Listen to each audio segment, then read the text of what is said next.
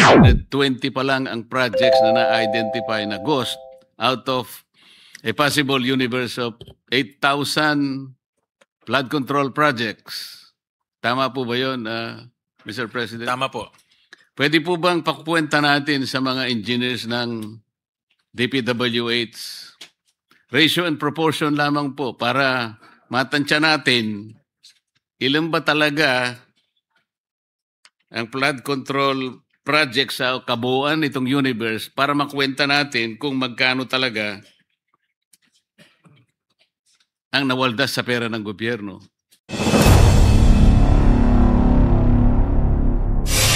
Supposed to be next on the list, but I'll give way to the minority and a more senior member of the Senate, Senator Dante Marcoleta. I move that he be recognized. Senator Dante Marcoleta is recognized.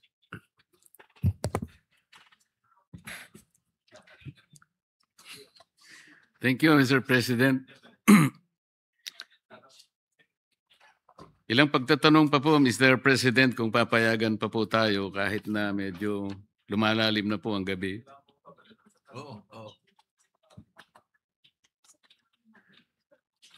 Hindi po yata ako narinig ng sponsor, Mr. President. Sorry po. Sa aking talagang iniidolong senador at isa sa mga aktibo nating senador ho dito sa Senado ng Pilipinas. And it's an honor to receive questions. Salamat po sa assurance, Mr. President. Ang COA po kasi, Mr. President, ay nagsumite ng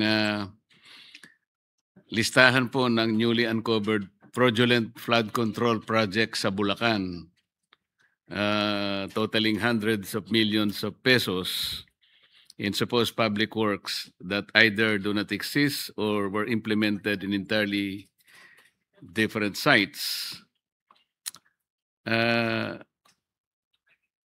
Meron po ba silang tamang pagbilang kung ilan po talaga yung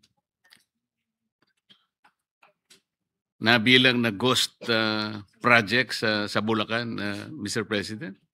Well, kanina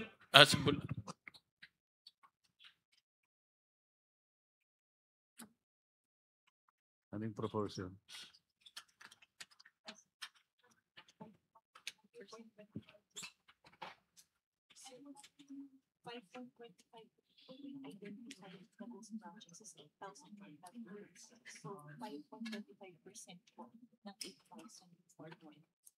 Hindi yan ang ibig sabihin, yung ratio and proportion para ma-estimate na.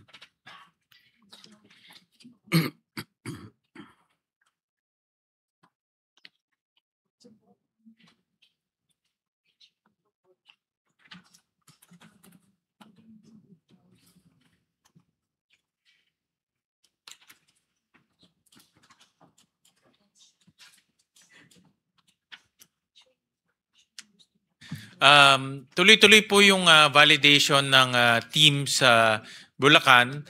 Ang suspected ho nilang ghost projects is 37, and out of that 37, 7 po ang ghost projects, Mr. President. Validated ghost projects out of the 37. At ang COA rin po, meron ho silang fraud audit kinoconduct sa Bulacan, at ang next nila po ay will be Metro Manila. In fact, yun po yung aming usapan ni chairman ng COA po. Sino po ang mas accurate, Mr. President? Yun pong bilang ng COA o yung bilang ng DPWH? Actually ho, nagko-coordinate ho sila, no? Because at the end, it's DPWH rin po ang magpa-file rin ng kaso. So, nagko-coordinate ho sila. In fact, itong mga agencies, insofar as this flood control issues concerned, nagko-coordinate very closely ho ang mga ahensya. Kasi po, Mr. President, ang pagkakaalam ko, fraud audit lang ginagawa ng COA. Hindi naman siya talaga nag-inspect kung alin talaga yung ghost projects. Kaya maaaring hindi siya mabuting basihan kung ang pag-uusapan yung pagtansya o pagbilang ng tamang bilang ng lahat ng masasabi nating ghost flood control projects. Yung fraud audit po, Senator Marcoleta, ay composite team ang binuo ng COA and ng DPWH. So meron hong tao ng COA, meron din tao ng DPWH. Kasi yung technical side ho is really importante po ang DPWH dahil mga civil engineers ho yan. So composite team po ang binuo nila. Kasi po ang pagdududa ng representasyong ito, Mr. President, ay nanggagaling sa katotohanan na ang COA po ay isa sa mga sangay ng ating pamahalaan na dapat nakatutok talaga yun eh. Ang katotohanan nga po, lahat ng mga district engineering, ibang tawag dyan, DE, opisina ng mga district engineers, meron pong resident auditors yan eh. Paano po natin masasabing ghost project? Dumaan naman sa kanila yun. Lahat po dumadaan din sa resident auditor. Ang iba nga pong nagsasabi, complicit nga yung resident auditor sa mga project. At sabi po nila, Mr. President, tumatanggap din po ng commission po yung resident COA. Kaya kung sila po yung magbibilang, parang pagdududahan din, Mr. President. Yun ang punto lamang dito. Gusto natin kasing malaman, kasi po kanina, nalaman natin, sa ngayon po ay allegedly 420 pa lang ang projects na na-identify na ghost out of a possible universe of 8,000 flood control projects. Tama po ba yun, Mr. President? Tama po. Pwede po bang pakuwenta natin sa mga engineers ng DPWH ratio and proportion lamang po para matansya natin ilan ba talaga ang flood control project sa kabuuan nitong universe para makwenta natin kung magkano talaga ang nawaldas sa pera ng gobyerno. Ratio and proportion lang po ito. Napakadali po nito. Yusek Ador Canlas, baka naman gusto mong kwentahin ito. Kanina po yung, sagutin ko lang po yung unang katanungan. Ang COA bumuo ng Special Fraud Audit Team. So ito po ay nanggaling po sa COA Central. So hindi nila ginamit yung Bulacan resident auditors para po mag-audit ng mga flood control project. So galing po ito sa central office. Yung katanungan kung magkano ho nawala, kanina pinakita po ni Senator Ping Lacson na ang estimate niya is about 29 billion pesos po ang nawala dahil po dito sa flood control, ghost flood control projects. No? So yun po yung kanyang estimate.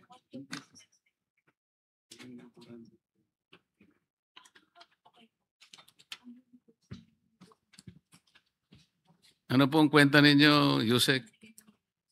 Galing po kanina kay Senator Ping Lacson, ang estimate niya about 29 billion po ang kanyang estimate. Hindi po, yung 420 yun eh.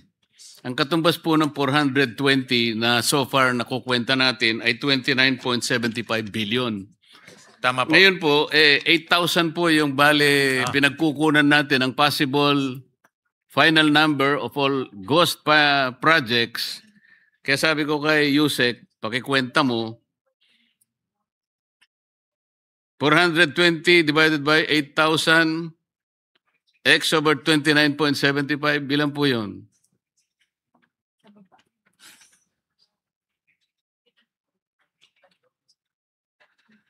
$156 billion, tama po? 156 billion. Yeah, tama ho.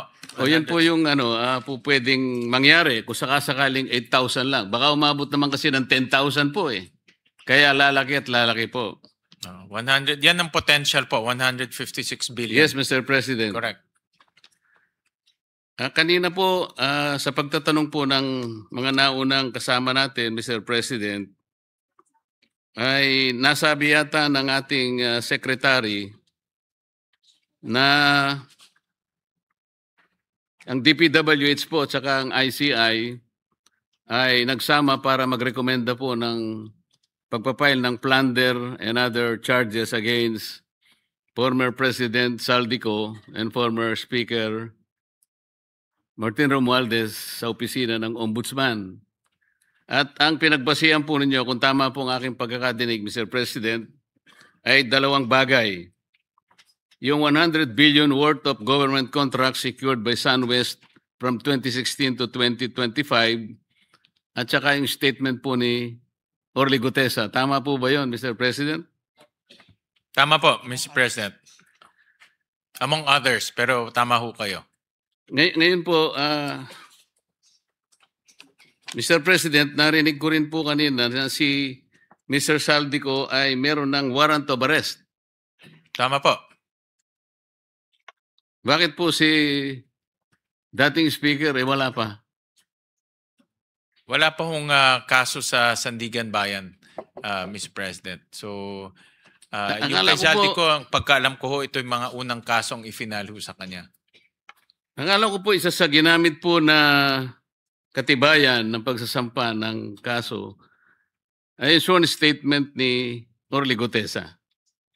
Ang statement po ni Orly Gutesa sa aking pagkakatanda, Mr. President, meron pong tatlong pangalan ang natatandaan ko pong nabanggit doon.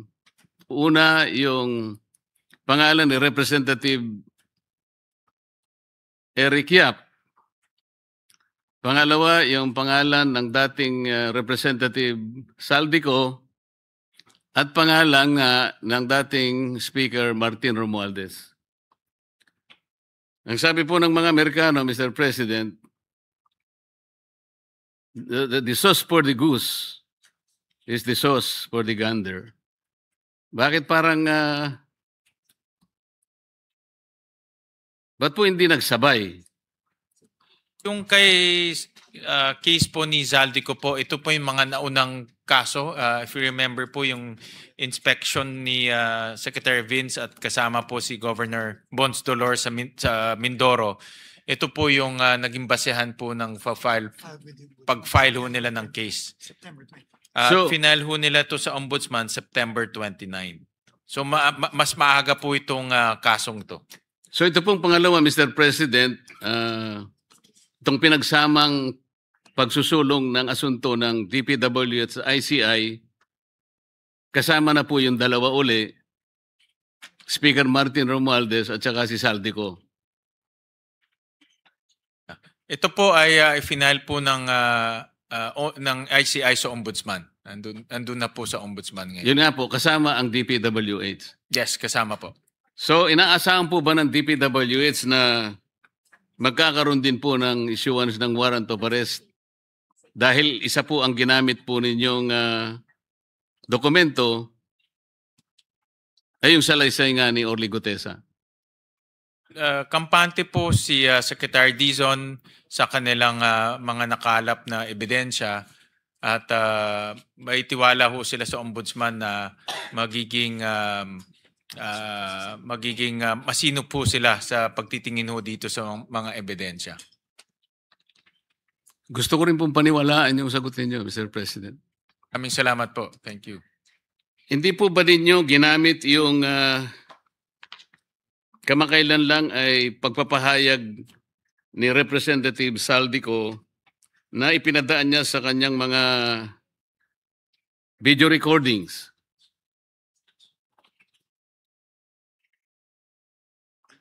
Well, Mr. President, una-una hindi ho yung sworn statement at sa video recording lang ho niya ginawa.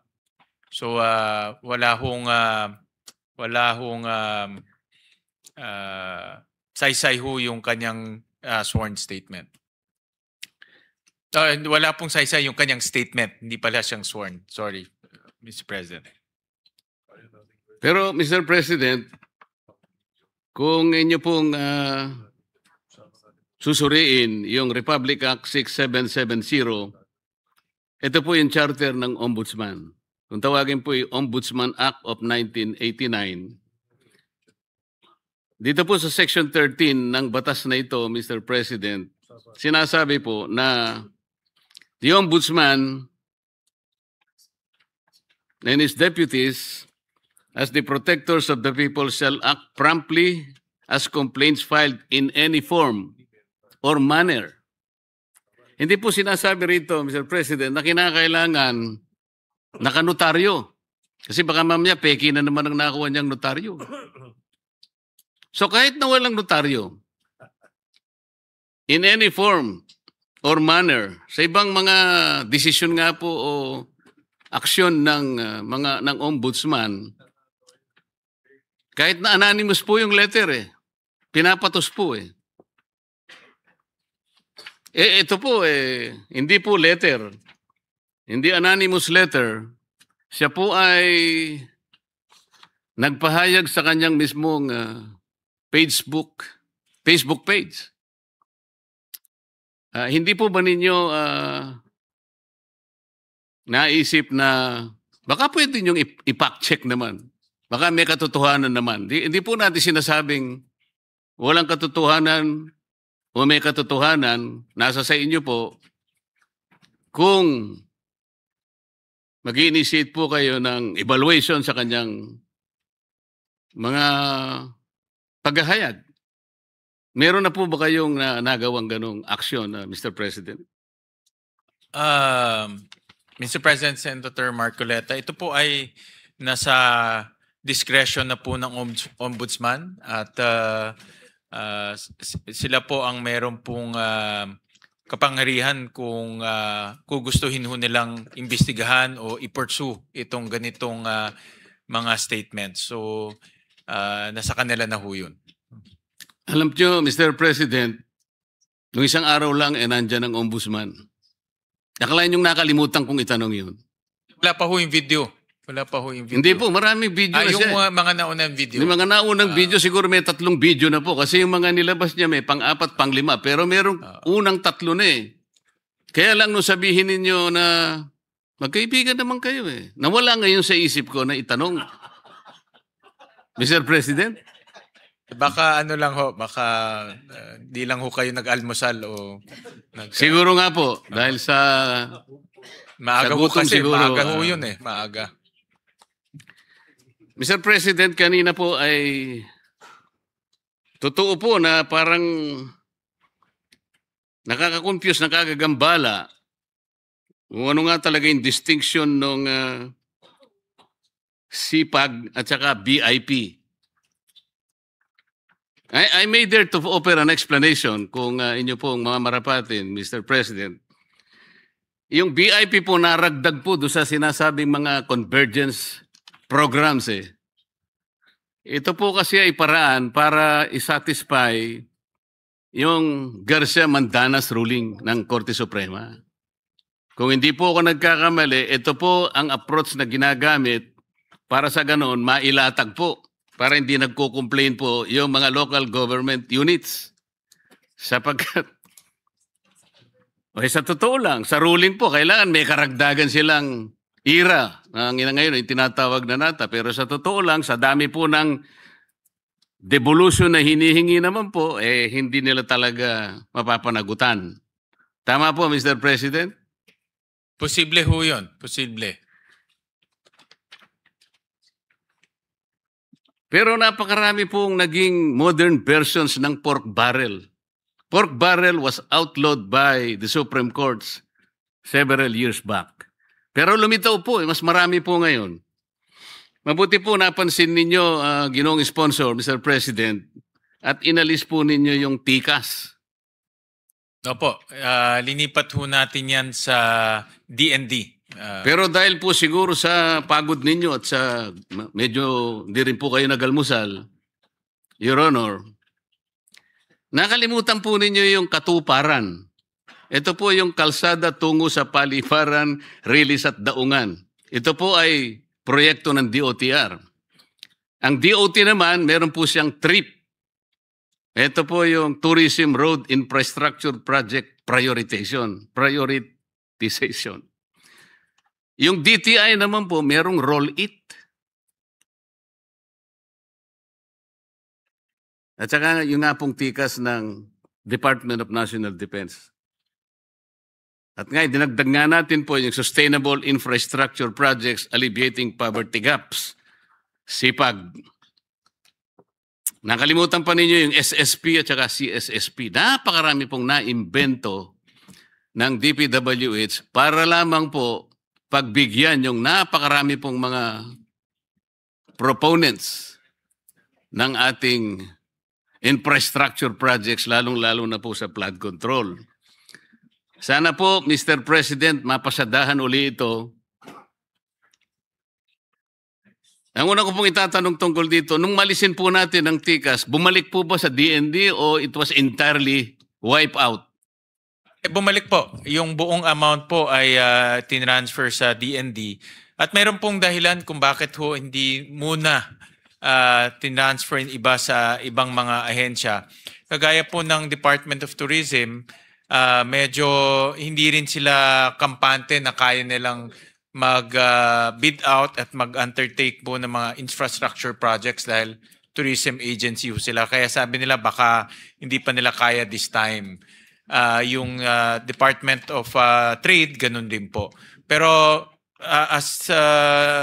tingin ko next year mayroon na ho tayong oras, pwede ho natin i-consult ulit sila kung kakayanin na nilang mag-bid out. Pero ito po ang nakuha ko rin sa Department of Tourism na kailangan rin ma-improve ng DPWH at ng itong mga convergence projects.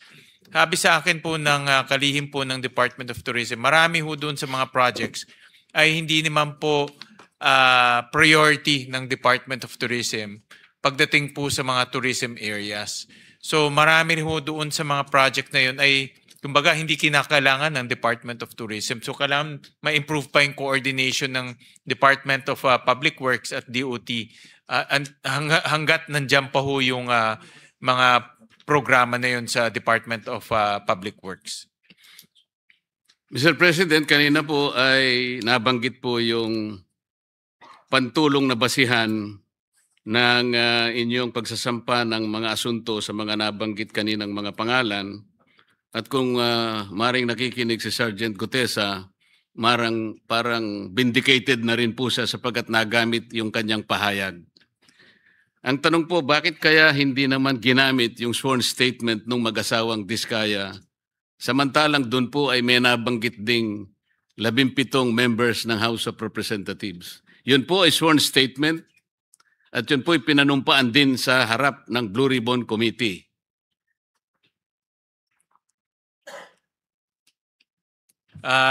Yun po ay pinag-aaralan pa at posible rin pong gamitin yung kanilang mga salaysay. At kung gagamitin man, ito po ay gagamitin sa ibang asunto. So parang nakikita natin, pagka miyembro ng House of Representatives, parang mabagal po yung action. Parang yung pag-aaral medyo matagal po. Ano? Hindi naman po, hindi naman. Sabi ni Secretary Vince, hindi naman po ganun. Gusto ko rin pong paniwalaan yun, Mr. President. Totoo po, baka akala ninyo ako'y nagbibiro. Gustong-gusto kong paniwalaan yun. Naniniwala ba ho kayo? Parang... Mr. President, noong November 24, kamakailan lang po, mga ilang araw pa lang nakalilipas, 2025, in-announce po ng ating Pangulo na nag-launch po ang DPWH ng Transparency Portal. Talagang totohanan na yata ito, Mr. President.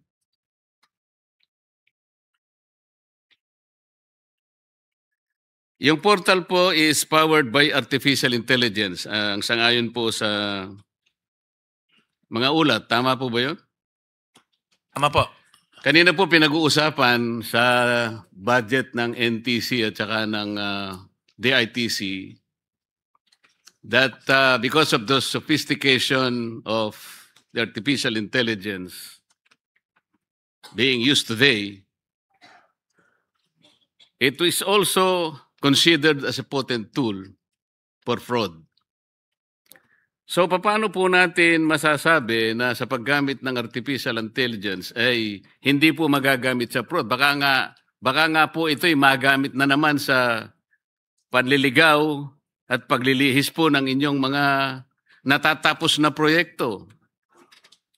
Halimbawa po, Mr. President, sa napakarami pong applications na ginagamit ng DPWH, magsimula na po kayo doon sa Information Management System, meron po kayong MYPS, meron kayong PCMA, meron pa kayong Survey 123 na sa inyong pagsasalaysay sa amin, initially, ito po ay mga makapangyarihang mga tools para sa ganun ay ma-check natin yung talagang kalagayan ng mga proyekto. Ang sabi pa nga natin noon nang hindi pa natin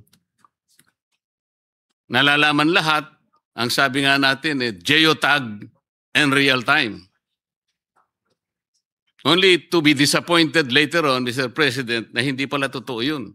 Ngayon, meron na naman tayong transparency portal. Meron po bang kakayahan itong portal na to, Mr. President, na pagtingin mo ay mache-check natin yung 420 ghost projects? Easily? Tama ho kayo, Senator Marcoleta, nung narinig ko ho yung geotagging, lahat tayo natuwa dahil akala ho natin ito na ho ang teknolohiya na iiwas po sa sa korupsyon at sa katiwalian. Pero ganun pa man, nalampasan pa rin ng korupsyon yung geotagging. Ngayon po, gagamit na ho ng mas sophisticadong technology. May satellite The Philippine Space Agency. may satellite technology na ho in partnership with the Philippine Space Agency, paborito niyo pong agency. At gumamit na po ng artificial intelligence para po mapag-aralan yung 248,000 na proyekto over the last 10 years. Dahil itong hindi lang po yung current year ang pinag-aaralan, 10 years prior pinag-aaralan na rin using artificial intelligence. Alam po ninyo, Mr. President, initially, tinitingnan ko po inaaral ko. Parang ang pattern po is very similar to the DIME of the Department of Budget and Management. Ito pong DIME ay ito po inumpisahan na po 7 taon nang nakararaan Pero wala pong mabuting katibayan na talagang nakatulong sa pag-determine ng accuracy ng mga projects. So, DIME 7 years ago, ginamit. Pagkatas meron po tayong napakaraming applications na pinaniwala po tayo initially ng DPWH na talagang ito, sigurado ang Pilipino rito. Huwag kayong magalala, sigurado na ito. Nung ma-check po natin ang mga discrepancies between the MYPS at saka PMCA, kinumpute ko po yung ratio and proportion, alam po ninyo, sa 8,000 na flood control projects, bali sa sample na napag-aralan namin, lilitaw po mahigit na 1,000 ang mali ang coordinates. Ngayon po meron na naman tayong portal. Sinasabi natin, wala namang iniwan doon sa DIME. Hanggat wala po tayong satellite, hindi po mangyayari yun. Wala pong real time. Walang real time. Patuloy pong mamamanipula lahat ito. Ang ibig po sabihin, Mr. President, this might be utilized na parang baka mamislead na naman po ang ating mga kababayan. Akala mo ito ang magbibigay ng magic. Parang madaling pagbibigay ng kapanatagan sa kalooban ng bawat Pilipino na yung trust ay nabalik kagad. Nang ganun-ganun lang. Yan po yung sentimiento, Mr. President. Pasensya na po kung masyado akong naapektuhan itong magnitude ng flood control anomalies na ito na napakahirap ibalik yung tiwala na yun. Dapat sana isang malakihang pamamaraan, isang katanggap-tanggap na pamamaraan na kahit bali-baligtarin mo, paniniwalaan siya ng tao. Yun po yung kailangan natin ngayon Hindi yung sinabi lang natin transparency portal. Wala namang pinag-iba sa iba. So it could be a new color for the same dog. Ama ho kayo, Senator Marcoleta, yung Project DIME talagang walang kwenta ho yun. Dahil hindi ho na-update. It was supposed to prevent all of these things from happening in corruption. Pero nakita natin, wala naman pong nangyari. Tama ho kayo rin na ako, naintindihan ko yung inyong sentimento na nakita na natin to dati, anong kaibahan ho nito. Ito naman po, ginaguarantee ho ng DPWH, Secretary Vince, at of course, ang ating Pangulo, na ito ay gagamitin on a regular basis, on a daily basis, at i-update po ito para magbigay ng impormasyon sa ating mga kababayan. The Philippine Space Agency. Hindi ho to, pat ang Coletilla sa ngayon, monthly pa lang ang updating ng pictures dahil dahil limitado rin po sa number of satellites ho tayo. Pero ang guarantee naman ho dito, every month makikita nila yung takbo ng proyekto. At makikita ho nila kung yung proyekto ay gumagalaw o hindi gumagalaw at saan yung proyekto. First time po ito mangyayari na ganito pong ka-detalye at ganito po ka-tutok sa mga proyekto po na ginagawa ng DPWH. Opo, Mr. President. Kaya po ang bagong kalihim ng DPWH, noong isang taon po, kung titingnan ninyo siya, hindi ganyang kapayat siya. Tingnan po nyo ngayon siya. Kaya ako po sinasabi, kamag-anak ko po yan eh. Sa bigat po ng kanyang responsibilidad, isipin po natin, napakarami nating ginagamit na kaparaanan para masecure po natin ang quality ng mga infrastructure, hindi lamang flood control. Meron pa po silang quality assurance unit. Naku po, pagka binasa po ninyo yung mga department orders, kundi po ako nagkakamali, 4 na department orders ang binasa ko na magkakadikit. Pinag-uusapan po yung quality assurance units na ang pinakasentro po nila, yung central office. QAU CO, di ba, Mr. President? Yan po ay replicated sa maraming opisina. Sa regional offices, meron po sila. At hanggang po sa district engineering offices, nandiyan po yung quality assurance units. Wala pa rin pong nangyari. Meron pa po silang CPES. Siguro ipis na lang ang gamitin natin, hindi na CPES. Kasi po talagang reflection po ng pagkabigo, ng disappointment ng representasyong ito. Napapangiti po ang ating majority leader. Pero totoo po eh. Sana po sa lalong madaling panahon, Mr. President, kahit gaano kahirap, ay harapin natin ang katotohanan. Kailangan po nating ibalik ang tiwala ng mamamayan. Mabigat po ang nangyari, kaya kasing bigat din po ng kanilang kabiguan. Tinahanap po nila yung talagang maibalik po natin. Kaya kahit papayat ka pa ng konti, wala tayong magagawa kung yan po ang kinakailangan. Maraming salamat po, Mr. President. Maraming salamat po, Ginoong Salamat, Sponsor, Senator sa inyong Marcoleta. At ito po ang aking masasabi na hamak na mas mukhang mas bata ho kayo kumpara ho kay Secretary Vince Dizon.